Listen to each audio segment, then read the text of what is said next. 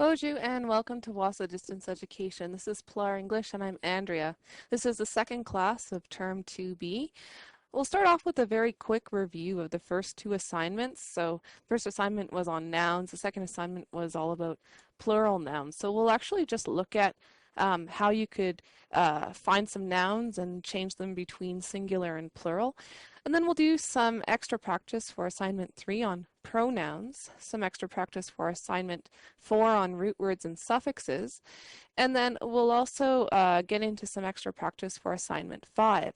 So these notes and this recording will help you if you're working on any of these assignments, assignments 1 to 5. Also, if you check out our last class, our first class, I talked about the first two assignments at the end of that class as well. So if you need more help than what I discussed today with the first two assignments, check out the last class that we had as well. So I guess the biggest thing to remember today is that nouns and pronouns are different. So if an assignment like assignment 1 asks you to underline the nouns, then make sure that you only underline the nouns.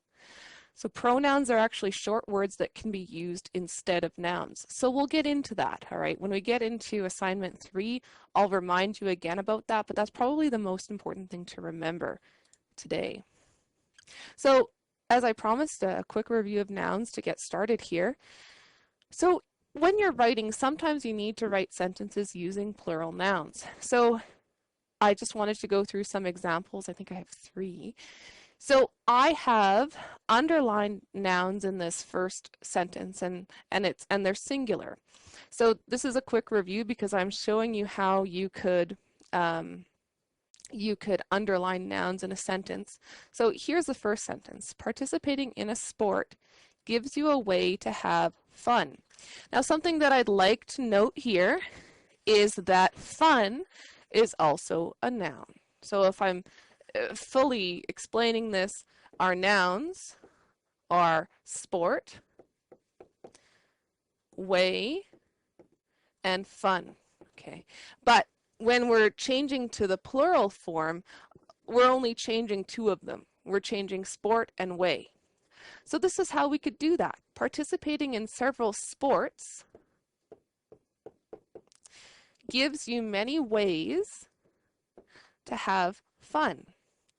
So if we were looking at this second sentence here, then our nouns would be sports, ways, and fun. So you could have singular nouns or you could have plural nouns. I think I might have some proper nouns. We'll see. We'll see. We'll see. Not in this one. Well, if I don't mention any proper nouns, I'll make sure that I mention it.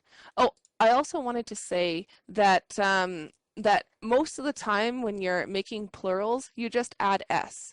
So sports and ways as examples of just adding s. All right, so let's look at this next example. There is still a dirty dish in the sink, a rotten peach on the counter, and a broken glass over there. So we'll be changing dish, peach, and glass into the plural form. But if we're looking for all of the nouns in this sentence, we would have dish, we'd have, change color here, we'd have sink, we'd have counter, right? Dish, sink, peach, counter, glass. Those are all of our nouns. Dish, sink, peach, counter, and glass. And then if we want to change some of those into the plural, so we're saying something different now, right? We could say, there are still many dirty dishes,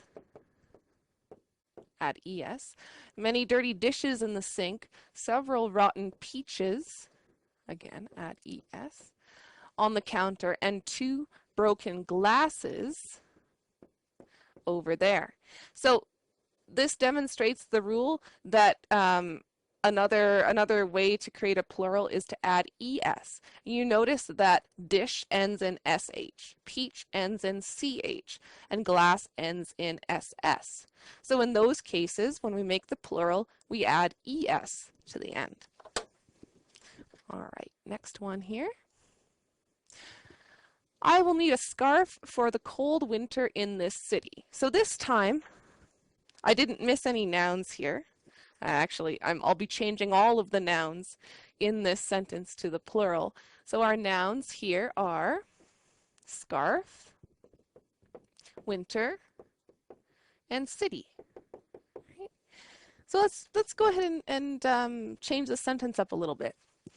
Everyone needs scarves for the cold winters in these cities. So scarves, S-C-A-R-V-E-S.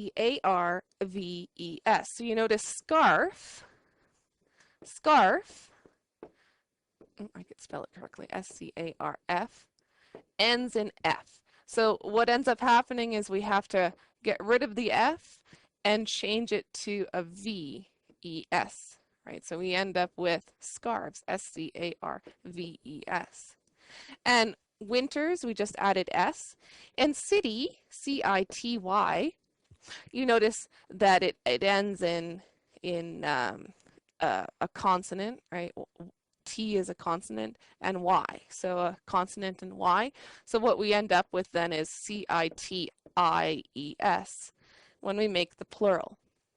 Now, you might be thinking, okay, well, what about proper nouns, right? You've only talked to me about common nouns because remember, common nouns are not capitalized, right? But proper nouns would be capitalized. And proper nouns are specific, right? So proper nouns are specific. So here's some examples. Maybe we have Toronto. I'm just off the top of my head. Maybe we have someone's name like Sarah or John or Red Street. Okay, there's so many different ones that we could use, and I actually have an extra video, and I'll add it to the notes after class here that I just thought of just now, and I'll share that with you because I give some more examples of different kinds of nouns that might be useful. Okay. So now we're on to pronouns. So what I'm sharing with you right now are examples of how you can use pronouns instead of nouns in sentences. So as I mentioned at the very beginning of class, pronouns are not the same thing as nouns. That's very important to remember. I actually just noticed somebody has joined us. Hello. Just wanted to say hello. You're welcome to send me a message or anything like that. Someone joined us online here. All right, so here in this first sentence, A, he is never late for class. In this case, I've underlined the pronoun. The pronoun in this sentence is he. So again, pronouns are different than nouns. So we don't know who he is, right? But if we did know who he was, then we would have a proper noun instead of a pronoun, right? For example, we could say, instead of saying he is never late for class, we could say Daryl is never late for class, right? And if we looked at this one, right, Daryl would be a noun and class would be a noun. But in this sentence here, the only noun is class, right? And then he is a pronoun. And I hope this is clear. It's very important. Pronouns are different than nouns. So in B, we actually just have a pronoun in B. She is very cute, and she is the pronoun. Now, of course, we could put a name there instead. But if we put a name there, then we'd have a noun instead. Moving on to C here. It is beautiful, especially in the spring. So you might say, well, how many nouns are in that sentence? Just one, spring. So it is actually a pronoun. And here's the key, right? We don't know what it is, right? But if we did know what it was, I mean, there's lots of different things that could be beautiful. It could even be a place, right? Or we could say something like, the city is beautiful, especially in the spring. And then city and spring would be the nouns. Except that we don't, right? We have it is beautiful, especially in the spring, and it is a pronoun. Here's another example with it. It was renovated last summer. So it is a pronoun, and then summer would be a noun. In assignment 3, what you need to do is either you're filling in the blanks with the right pronoun, or you're I think it's circling or underlining the pronoun. You're finding the pronouns, all right? So in assignment 1, you're looking for nouns. And in assignment 3, you're looking for pronouns. So let's keep focusing on pronouns, right? So again, this is assignment 3. And this is, I'm actually looking at page 7. This is from your textbook on page 7. But obviously in these notes right now, you don't need to have your textbook open. I mean, you could if you wanted to. You'll notice a big difference here is what you're seeing on the screen right now is in color. I thought it would be helpful to color it so you could see the difference between singular pronouns on the left in yellow and plural pronouns on the right in blue. Now, I've added a few notes here on the right. So if we look at everyone, just right here, this plural pronoun everyone, you could use that to explain a large group of people. So if I said something like, all of my friends were happy, or my friends were happy, right? Let's keep it simple. My friends were happy, right? Then, well, actually, my would be a pronoun, but or okay, well, we'll say the friends were happy, right? So friends would be a noun, but then instead of saying the friends were happy, I could just say everyone was happy, and then I'd be using a pronoun instead of a noun at the beginning of the sentence. Another one that I wanted to point out was this pronoun there, T-H-E-I-R. So there is different than there, right? So when we look at there, we're talking about something like their books, as in the books that belong to them. But if we look at the word there, and I wrote it up here more for the notes after class, but if we look at the word there, T-H-E-Y apostrophe R-E, that's a contraction that stands for they are. So just a couple of commonly confused words there. So obviously you can use the chart to help when you do assignment 3. And then I thought, okay, let's do some practice. So the first thing would be to fill in the blanks. So you can see I have circled nouns, and you would just decide, okay, which pronoun do I put in the blanks? So I'll go ahead and I'll just read off the first sentence here. Even though the weather was cold, the children still had fun. So the weather, okay? Anytime you have a thing, right? Weather is a thing. Any kind of thing, you need the pronoun it. Big hint there, right? So even though it was cold, now we don't want to put the children in there. We want to put a pronoun in there, right? And you can see that there's more than one child, right? So we would need a pronoun, maybe something like they. And you know what? Everyone would be okay, right? They is better though, all right? Even though it was cold, they still had fun. So I've got the pronouns it and they. All right, number 2. I've circled 2 names here. Should Diane and Gary clean the car? So anytime that you have 2 or more people,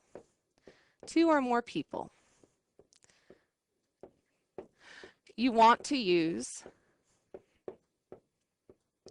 they. Okay. Anytime you have two or more people, you want to use they. So should they clean? What do I put here? Well, remember that the car is a thing. So you have some sort of thing, and a thing could even be something like happiness or sadness or joy. That could be a thing too. It doesn't have to be a physical object. It could be a feeling, some sort of feeling, right? Or a thought, right? So clean the car. So anytime you have a thing, you want to use it, right?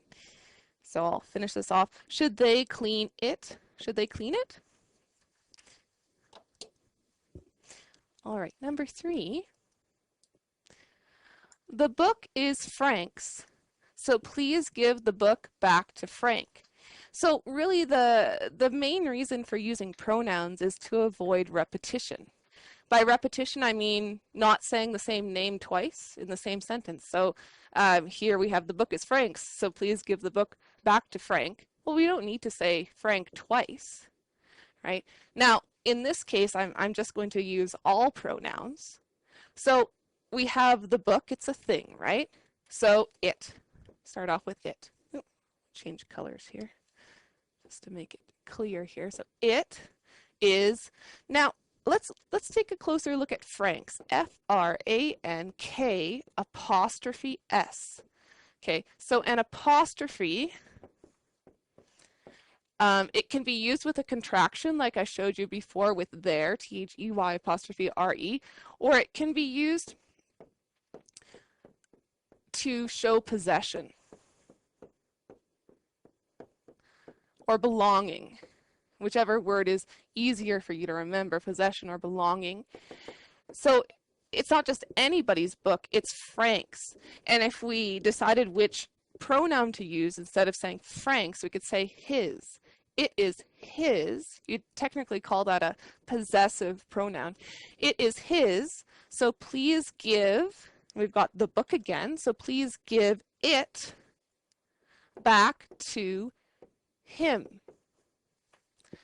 It is his, so please give it back to him.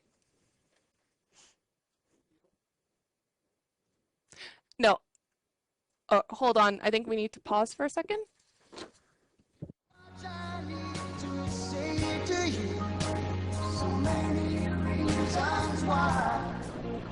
You're the only one who really knew me at all. So take a look at me now. All right, and we're back. Sorry about that. I just had a really quick question.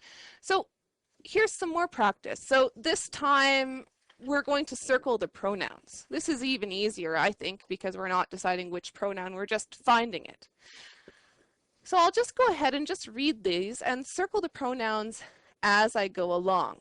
So number 1, someone should tell him where the yard sale is. So we have someone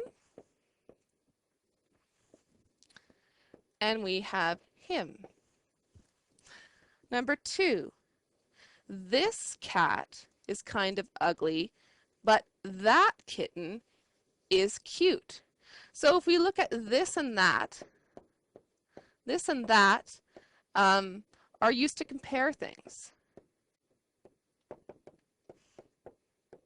I just wanted to share a little bit more information about how you can use pronouns, right? So if you've got this and that, this cat is kind of ugly, but that kitten is cute, you're comparing the two animals. Number 3, will you buy these jeans or do you want those jeans over there? All right, so these are those, right? So what's the difference between these are those and this and that? Well, these are those would be for something plural, right? Jeans, right? These jeans are those jeans.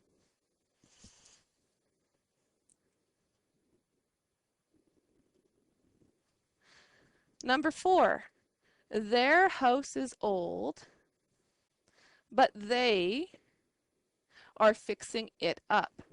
Their house is old, but they are fixing it up. So we have their, T-H-E-I-R, it belongs to them.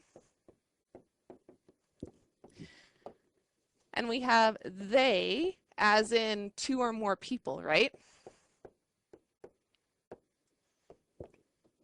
And then it is for a thing.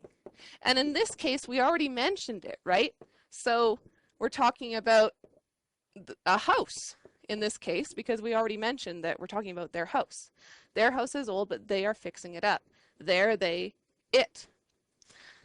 Number 5, they're, different there. They're glad that he is teaching himself to read. So this time we have T-H-E-Y apostrophe R-E. So remember that means they are, right? That's a contraction.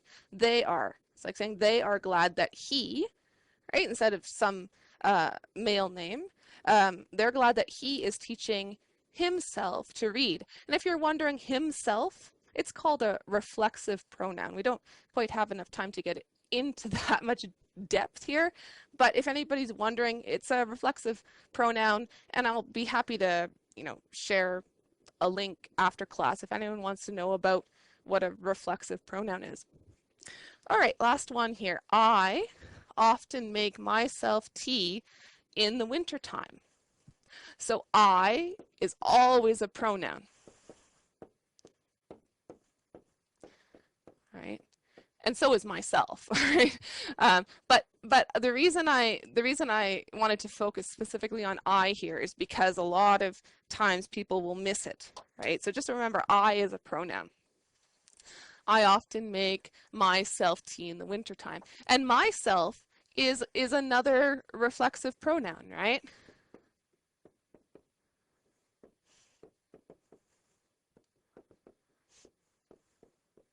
So, I mean, the easiest way to think about pronouns is, are they singular or plural pronouns? But you can go even deeper than that. You could, there are different types of pronouns too, if you wanted to. The biggest thing is being able to find them in the sentences. And in the notes after class, it'll be easy to see what I've circled here. I'll make it nice and pretty. Okay, so we are now on to assignment 4. And assignment 4 is all about root words and suffixes. So I just wanted to start by talking about page 8 in your textbook. And now I've added my own note here at the top, what I think is the most important thing. So a suffix is an ending to a word. When you add the ending, the word changes. All right, I'll just read what the textbook has to say here about word power. Do you recall what a root word and suffix are? Let's review. Consider the following words. They'll be on the next page. Each of the words contains a suffix.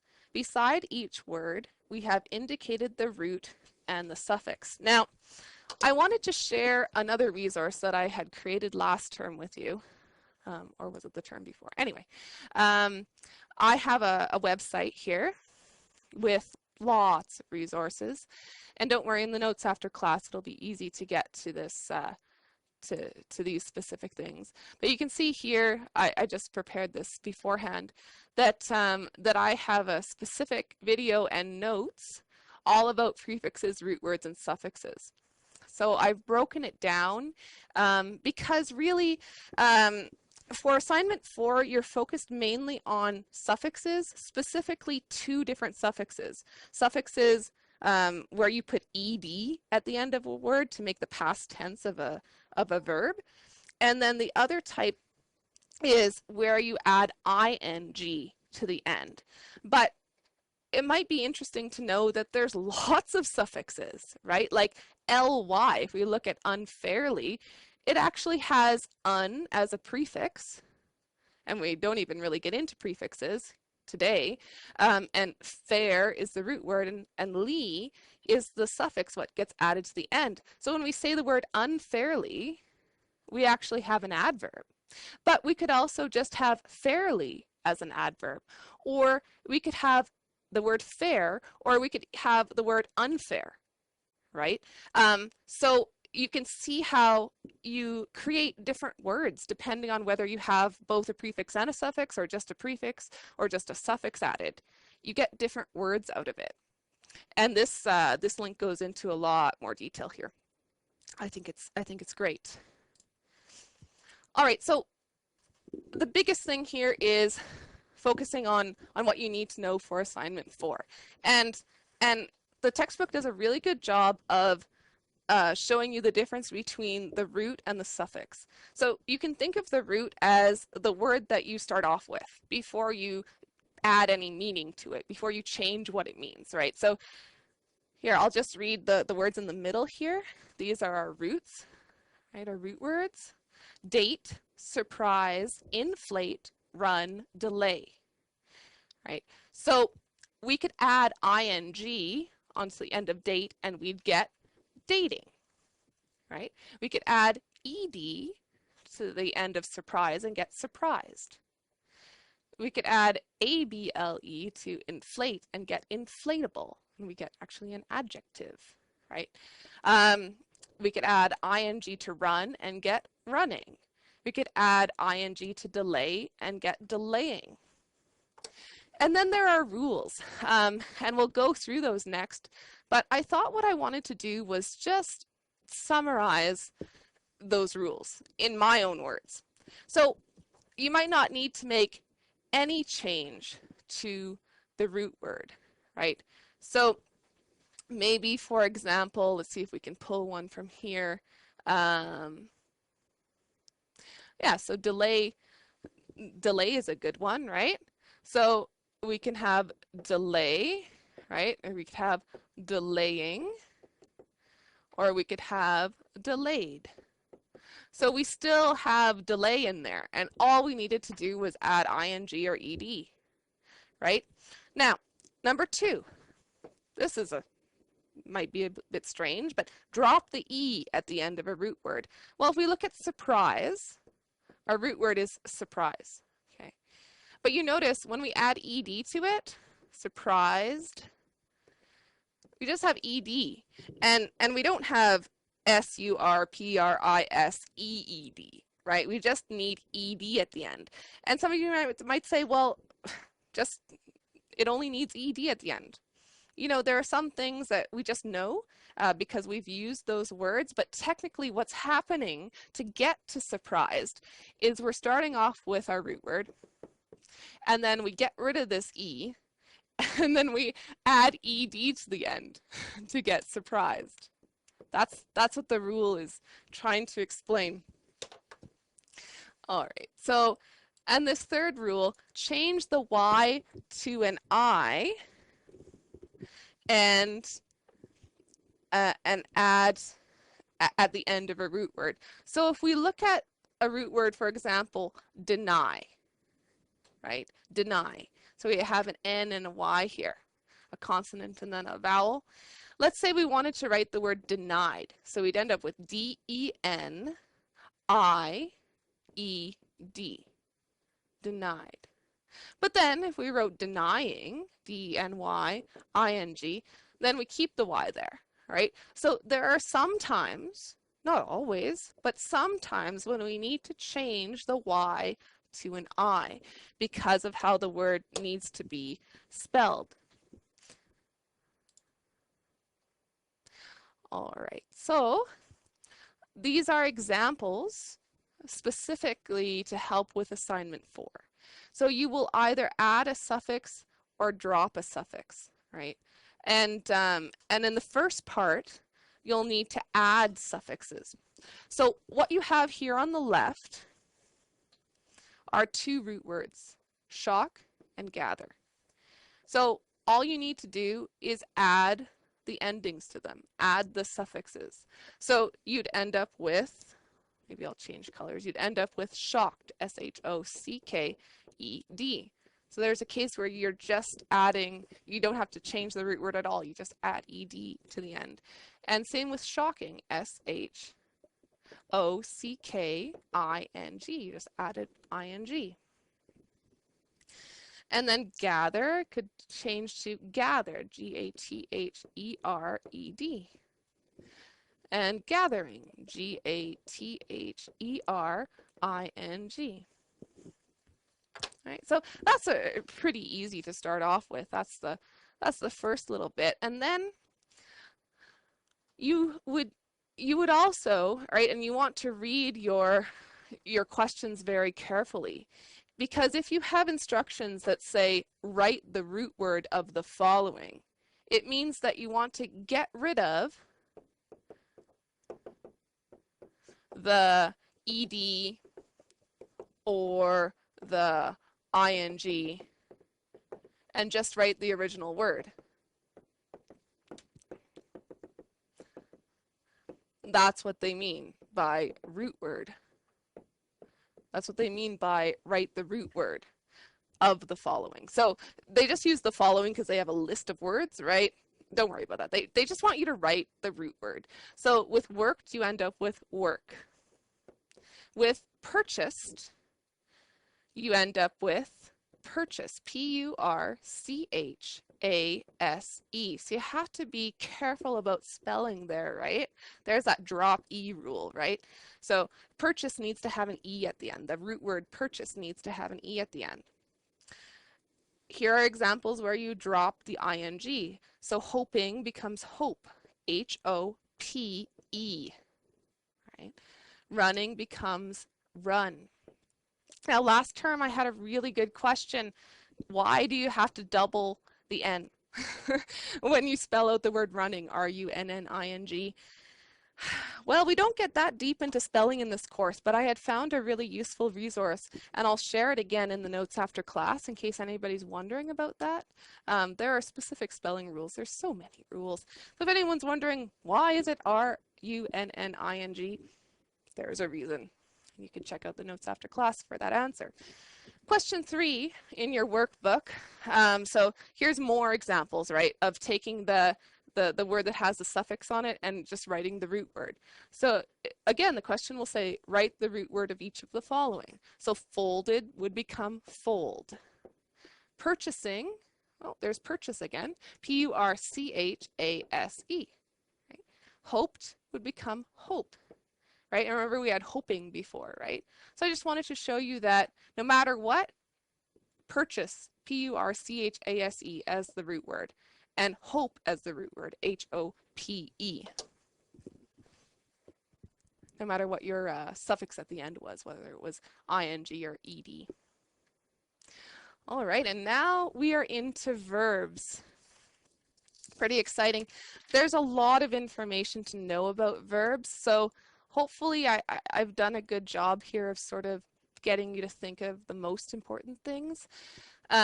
So I just wanted to go through this overview before I get started. So the first thing that you might be thinking is that when you think about verbs, you probably think about them as action words, words that explain what people or things do. So your textbook does a great job of explaining different kinds of action verbs, and we'll start from there.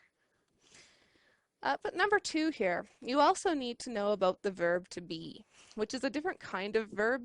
It's called a linking verb, and you'll need to use it a lot in your writing, and there will be lots of questions where it'll sneak up on you. So we'll talk about this, and I'll give you lots of examples. So hopefully when you're answering the questions, you'll go, oh, well, that's a verb. I found it. Number 3, you probably already know that an action could happen right now, at present, in the past, or in the future. So the last thing that we'll do is practice changing verb tenses. So the first 2 parts today will be all about being able to identify, you know, maybe it's an action verb, maybe it's a linking verb, right? And sort of saying, okay, you know, this is the verb. You know, and then maybe there are other parts of speech, and not getting confused between them, right? So hopefully that will make sense by the end of today. And then we'll specifically focus on changing to different tenses for the second part of assignment 5. All right, so I just thought I'd start off with what your textbook has to say. but explain it a little bit more. So this is what it has to say about verbs. Each of these sentences contains an action word. Can you identify the action word in each sentence? And I've done it. I've underlined them, right, with a single line. So number one, my father and I walk to Tim Hortons for coffee. So the action that they're doing is walking, right? My father and I walk. So walk is the verb. Number two, we flew to Thunder Bay for the weekend. What did they do? They flew. So that's the verb there. Number three, she will call you tomorrow. So will call is something called a verb phrase. Just in case you can't see that. Will call, that's a verb phrase. And you would use it with the future tense. And of course, we're going to get more into tenses today, but just overall, right? Walk is the present tense. Flew is the past tense. Will call is the future tense. All right, so the basic definition of a verb is that a verb is a word used to express an action. And then the textbook goes ahead and gives you some examples. Skate, fight, ran, will fight, throw, think, sat, will fly, love, accept, slept, will walk. So there's different tenses in there, right? And again, we'll get into more about tenses soon. But you notice I circled a few things. I circled think, love, and accept. So the mental action verbs are circled, right? So there's a physical action that you can do that you could actually see happening. But a mental action is something that goes on in your head that you don't physically do, but it's still an action word. It's still a verb. Think is a really easy example of a mental action. We all think about something. All right, so I'll keep going here. Notice that some of the verbs refer to an action that took place at a certain time. The action may occur in the past, like stayed, sulked. In the present, throws, smiles, like happening right now, right? He throws the ball, he smiles. Or in the future, will heal, will change. The term that we use to express the time when an action occurs is tense. So a verb tense may be past, present, or future. Now, you can see here, I've been very specific with my names here. I've said the simple past tense, walked, felt, slept, was. And I've said the simple present tense, walk, feel, sleep, is. And I've said the simple future tense, will walk, will feel, will sleep, will be. Why have I put the word simple in front of it? Why simple past? Why simple present? Why simple future? Because if you really got into the verb tenses, you can find resources out there where you can look up a verb and you can decide exactly how you want to use it, and you can get an example for how to use that specific tense. So in the past tense, right, the simple past is kind of the easy way to explain what happened in the past. But there's ways to kind of go even further back in the past to explain something that happened.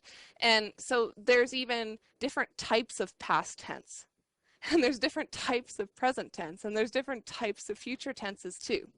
So in this course, what we're focusing on specifically is the simple past, the simple present, and the simple future. I just wanted to clarify that in case anybody already knows a little bit about verbs and you're going, well, you know, what is this tense, you know? Specifically, simple past, simple present, simple future. Now I circled a verb here, was, is, will be.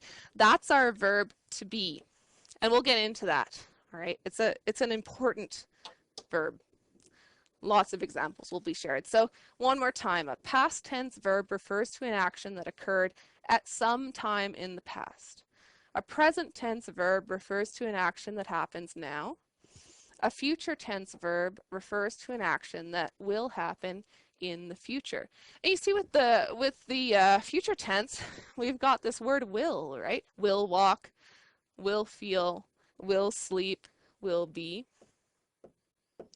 And there's more than one word that we need with that verb. That's why these are all verb phrases, right? Verb phrases, and this is again the future tense.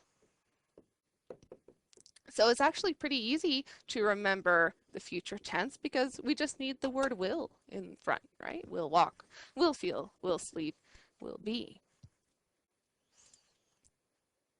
All right, so I thought I'd give you a few more examples and then we'll look at those words in sentences of physical action verbs versus mental action verbs. So I've got some physical actions on the left. Skate in the present tense, slept in the past tense, will fight in the future tense, swam in the past tense, will go in the future tense.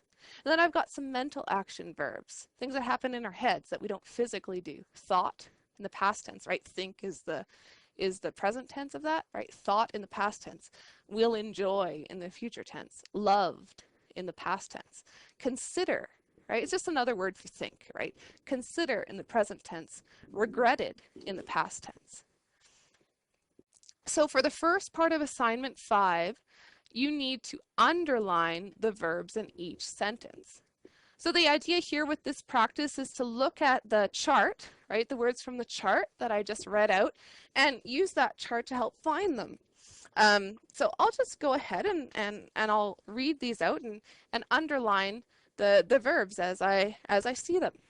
Number 1, he skates all winter, so he will enjoy the cold weather. So we have skates in the present tense and will enjoy in the future tense. And yes, you need that whole phrase for the verb in the future tense, right? That whole verb phrase if we're talking future tense. Number 2, she loved the water, so she swam early every morning. So we have 2 past tense verbs. We have loved. I guess I could have underlined it all the way.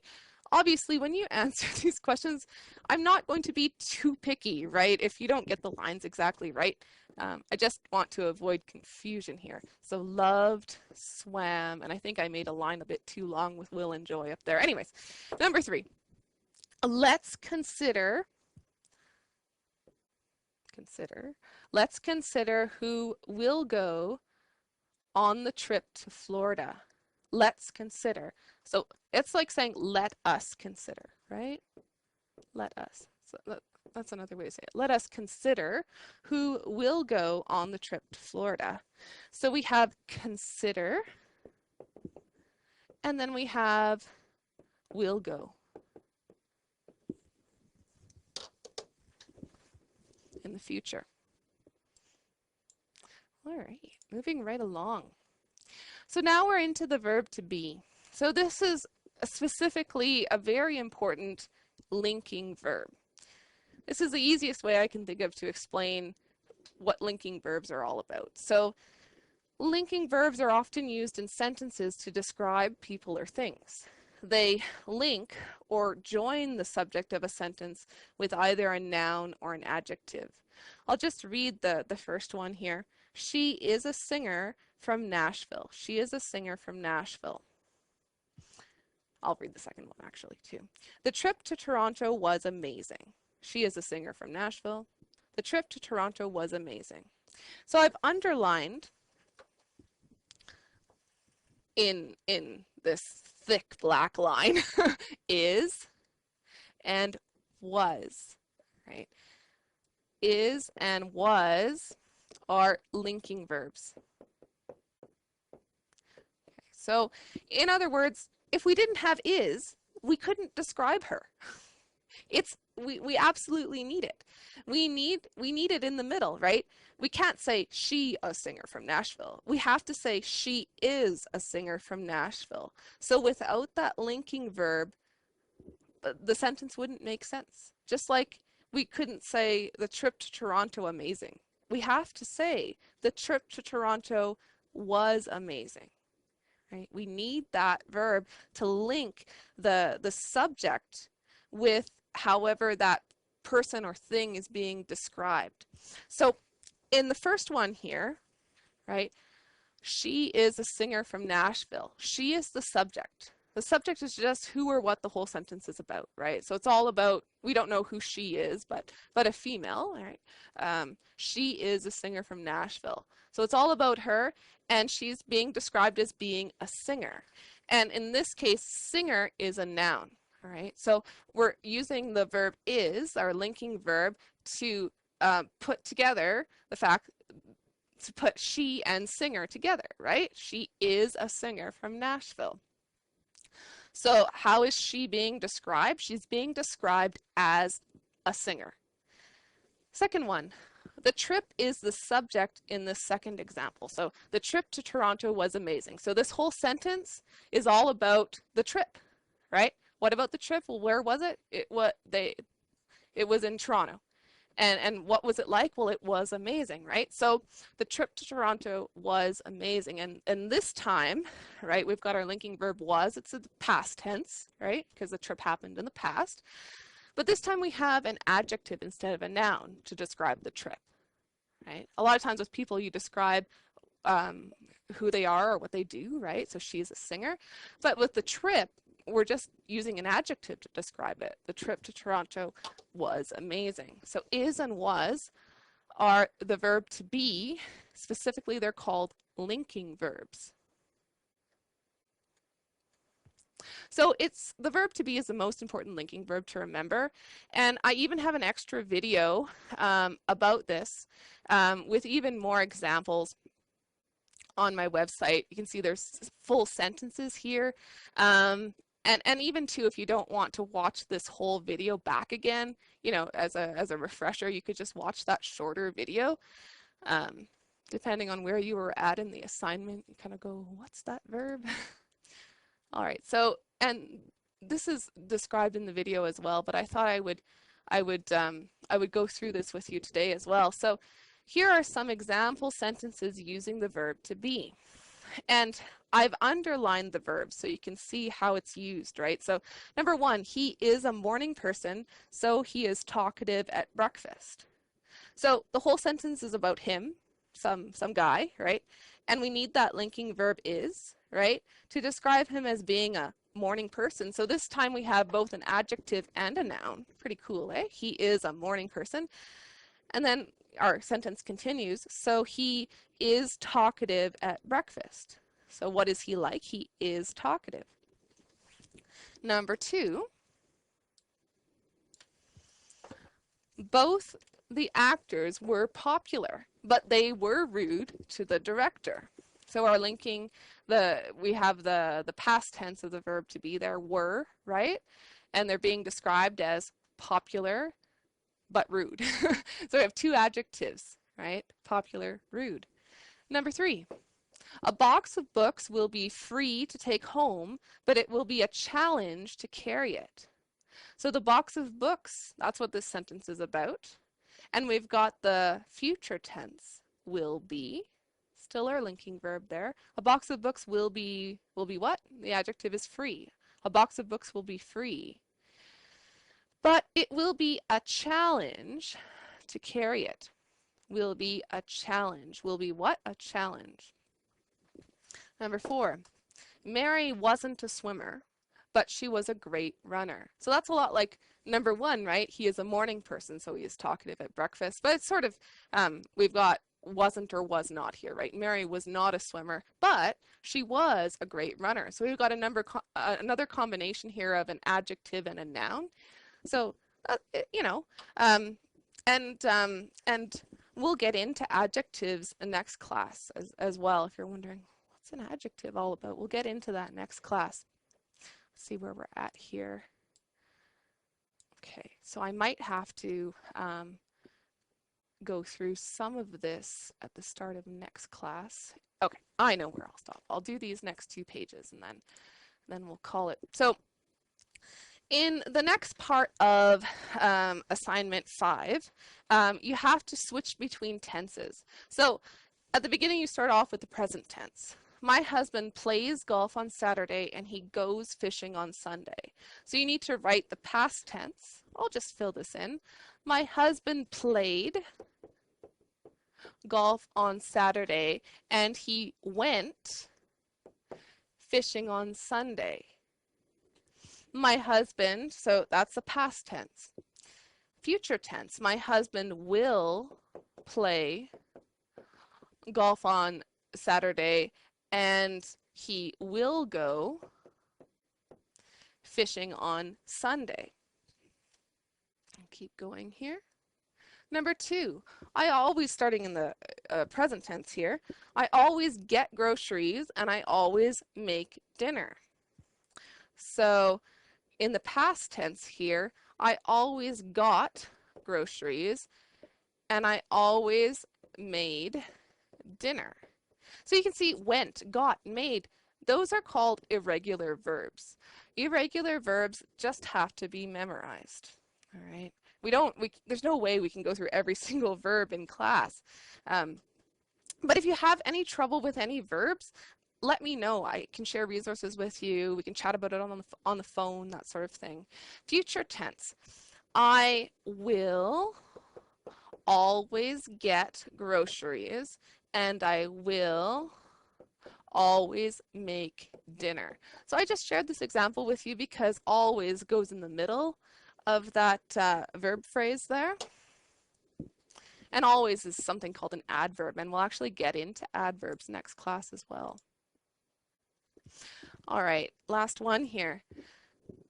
Present tense.